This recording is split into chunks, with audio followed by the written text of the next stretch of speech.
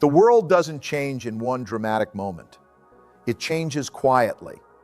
Then suddenly everybody realizes they were standing in a completely different world, and they missed the transition while it was happening. Right now, we are living through one of those moments. Most people are distracted by headlines, elections, stock market rallies, social media noise, short-term inflation reports, celebrity drama. But beneath all of that noise, something much bigger is shifting. The foundation of the global monetary system is starting to crack. And if you don't understand this shift, the next decade could feel confusing, painful, and financially dangerous. Because the system that has dominated global trade for over 50 years, the petrodollar system, is beginning to weaken. And most people are not ready for what comes next. Before we begin, if you enjoy deep breakdowns about the economy, wealth cycles, investing, and how the world really works behind the headlines, make sure to like the video, subscribe to the channel, and turn on notifications, because the next few years are going to reshape finance in ways most people cannot imagine. Now let's begin. To understand where we are going, you first need to understand how we got here. Every empire rises, every empire peaks, and eventually, every empire faces decline. This has happened over and over throughout history. The Dutch, the British, the Romans. The pattern repeats because human nature doesn't change. What changes are the names, the technologies, and the currencies. After World War II, the United States emerged as the dominant global power. It held the majority of the world's gold reserves. Its industrial base was unmatched. Its military power expanded globally. And because the world needed stability after the war, the US dollar became the center of the international monetary system. At first, the dollar was tied directly to gold. Foreign governments could exchange dollars for gold at a fixed rate. That system created trust. But over time, the United States began printing more money than it could realistically back with gold reserves. This is always how the cycle begins. Empires spend more than they earn. Debt grows. Confidence starts eroding beneath the surface. And eventually reality catches up. In 1971, the gold standard effectively ended. The dollar was no longer redeemable for gold. At that moment, the United States faced a major problem. If the dollar was no longer tied to gold, why would the world continue trusting it? The answer became oil. A deal was formed with major oil-producing nations, particularly Saudi Arabia. Oil would be priced globally in US dollars. And in return, those countries received military protection, political support, and access to US financial systems. This created the Petrodollar System. And that system changed everything. Because if every nation needed oil, and oil required dollars, then every nation needed dollars. Countries accumulated dollar reserves. Global trade flowed through dollars. Central banks bought US Treasury bonds. America could borrow enormous amounts of money because global demand for dollars remained strong. This created extraordinary power. The United States could run large deficits for decades while much of the world financed it indirectly. But here's the important principle most people miss. No monetary system lasts forever, especially when debt rises faster than productivity, especially when political conflict increases, especially when trust begins deteriorating. And trust is the real foundation of every currency system. Not paper, not printing presses.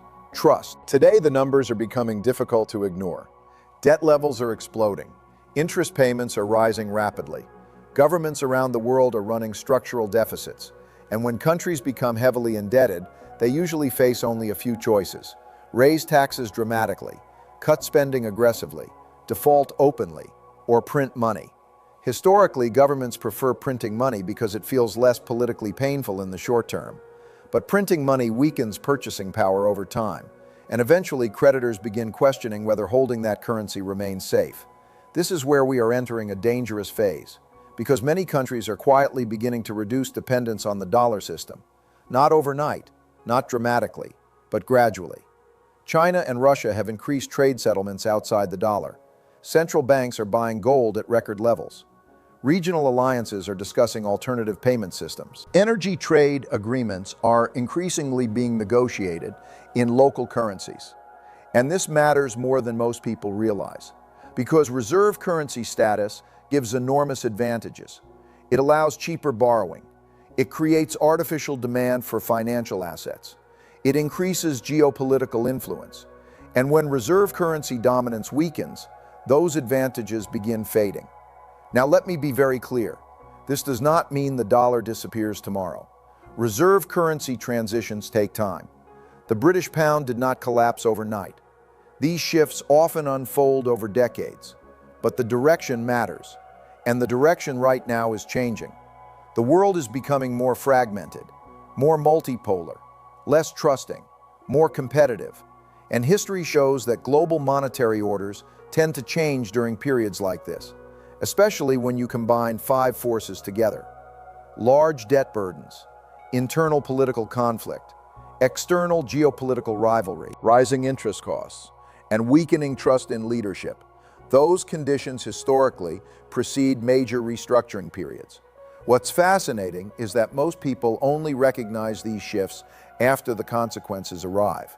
That's because financial systems fail slowly, then suddenly. At first, small signals appear. Central banks buy more gold. Trade agreements bypass traditional systems. Treasury demand weakens slightly. Inflation becomes structurally harder to control. Interest rates stay higher longer. Then eventually the system reaches a point where confidence changes rapidly. And confidence is everything. Money itself is largely psychological. A dollar bill only has value because people collectively believe it does. The moment trust weakens materially, the system becomes unstable. Now think carefully about what's happening globally right now. The United States has accumulated enormous debt. Political polarization is intensifying. Geopolitical tensions are rising with China, Russia, and other powers. Global alliances are shifting. Supply chains are fragmenting. And many nations increasingly view dependence on one dominant currency as a strategic vulnerability. This is not ideology. This is historical pattern recognition. When dominant powers become highly indebted, while challengers rise economically and militarily, transitions begin, sometimes peacefully, sometimes painfully, but always significantly. And what makes this moment especially dangerous is that modern financial systems are extraordinarily leveraged. Debt exists everywhere. Governments, corporations, consumers, banks. Markets became addicted to low interest rates for more than a decade. Cheap money inflated asset prices globally. Stocks rose, real estate surged, speculative assets exploded, and many people began believing asset prices only go up. But debt cycles eventually reverse. When interest rates rise, debt servicing costs rise too. Weak systems start breaking, liquidity disappears, and policymakers face impossible choices. Raise rates to defend currency value, or print money to support markets and governments. Usually they attempt both at different times, which creates volatility, and volatility increases uncertainty. Now here's where things become deeply important for ordinary people. Most citizens assume reserve currency transitions only affect governments and central banks. That is not true. These shifts directly affect daily life, purchasing power, inflation, savings, housing affordability, retirement security, job markets, social stability. When currencies weaken structurally, the cost of real assets often rises. Food, energy, land, precious metals, infrastructure, essential commodities. Meanwhile, cash savings lose value over time. This is why understanding monetary history matters. Not because it's intellectually interesting, but because it affects how you protect yourself financially. The average person spends enormous energy chasing short-term market predictions while ignoring the larger cycle driving everything underneath. And the larger cycle today is the transition from one world order toward another. Again, these transitions are rarely linear. There will be rallies, periods where the dollar strengthens, moments when markets appear stable again. That's normal. Cycles move in waves. But beneath the surface, structural changes continue. One of the clearest signals is gold. Throughout history, when trust in fiat systems weakens, central banks accumulate hard assets. And right now, central banks globally are purchasing gold aggressively. Why? Because gold carries no counterparty risk. It cannot be printed. It is politically neutral. And during periods of monetary restructuring, nations seek assets outside another country's liability system. This doesn't mean gold replaces currencies entirely, but it does signal declining confidence in existing arrangements. Another signal is energy trade diversification. For decades, oil markets reinforced dollar dominance, but now we are seeing more bilateral trade arrangements outside traditional dollar settlement structures. Again, slowly, quietly, but steadily. And once incentives shift, behavior follows. This is how systems evolve. Now, many people hearing this will ask, if the petrodollar weakens, what happens to America? The answer is complicated. The United States still possesses enormous strengths: innovation, capital markets, military capability, entrepreneurship, geographic advantages, deep institutional infrastructure. But strength does not eliminate cycles. Even powerful empires face constraints when debt grows too large, especially when internal divisions intensify. The key issue is whether policymakers manage the transition intelligently or react emotionally after pressures build. Historically, countries facing debt stress often experience three phases. First comes denial, then comes financial repression, then comes restructuring. Financial repression is particularly important to understand. It occurs when inflation remains above interest rates for extended periods. In simple terms, savers lose purchasing power gradually, while governments reduce the real burden of debt over time. This is politically easier than outright default. But for ordinary people, it quietly destroys wealth, especially for those holding only cash. And this is why diversification becomes critical during transition periods. Not just diversification across stocks, but across currencies, asset classes, geographies, and stores of value. Because concentration becomes dangerous when systems change. Now, another important point. The decline of a dominant monetary order does not automatically mean catastrophe. Sometimes transitions create enormous innovation and opportunity. New technologies emerge, new industries form, new leaders rise, capital reallocates. The people who understand the changing environment often do extraordinarily well, but they succeed because they adapt early, not because they react emotionally late. The biggest mistake during major transitions is clinging emotionally to an old world that is already changing. History punishes rigidity. It rewards adaptability. And right now, adaptability matters more than ever. Think about younger generations. Many are entering adulthood during a period of rising debt, higher living costs, geopolitical instability, and weakening trust in institutions. That environment shapes psychology. It changes investment behavior. It changes politics. It changes social expectations. And eventually, it changes the system itself. This is why understanding long-term cycles matters, because what appears chaotic on the surface often follows understandable patterns underneath.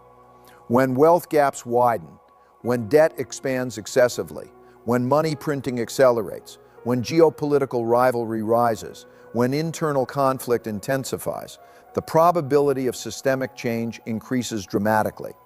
Again, none of this means immediate collapse. People often misunderstand cycles because they expect dramatic endings. Reality is usually more gradual, more uneven, more psychological. The old system weakens while the new system slowly emerges. And during that overlap period, confusion increases. You see contradictions everywhere. Strong markets alongside weak fundamentals. Technological progress alongside social instability. Currency strength alongside long-term debt concerns. This creates emotional volatility. And emotional volatility leads to poor decision-making. That's why calm, rational thinking becomes such a competitive advantage. The people who survive and thrive during transition periods are usually the ones who can step back emotionally and study the mechanics objectively. Not politically, not ideologically, mechanically. How does debt behave? How do empires behave? How do central banks behave? How do populations behave under stress? History provides answers. Not perfect predictions, but patterns, and patterns matter. Now let's discuss what many viewers are probably wondering. What should ordinary people actually do?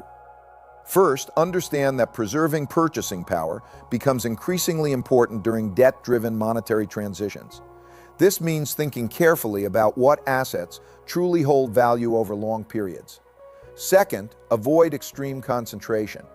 Many people unknowingly place all their financial exposure into one system, one currency, one asset type, or one economic assumption. That works well during stable periods. It becomes dangerous during restructuring periods. Third, focus on adaptability.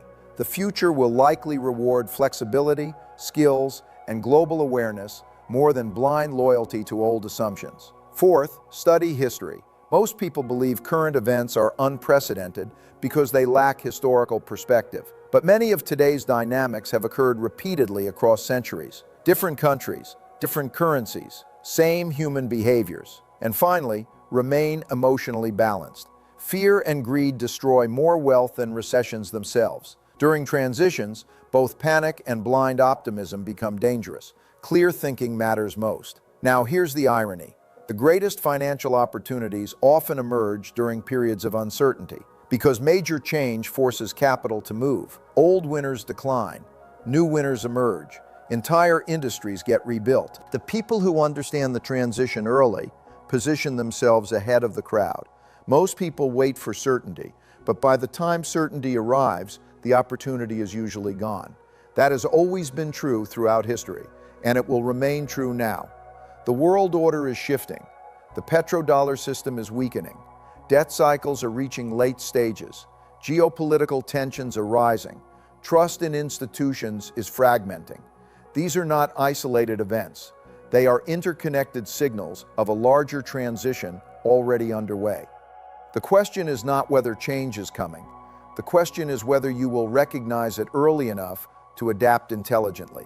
Because in every major cycle, there are people who panic, people who deny, and people who prepare. The prepared usually do best, not because they can predict the future perfectly, but because they understand the mechanics driving the change. And right now, understanding those mechanics may become one of the most valuable advantages anyone can have. If you found this breakdown valuable, make sure to like the video, subscribe to the channel, and share it with someone who needs to understand what's really happening beneath the surface of the global economy. Because the next decade may redefine wealth, power, and money itself. And the people who study the cycle today will be far more prepared for the world that emerges tomorrow.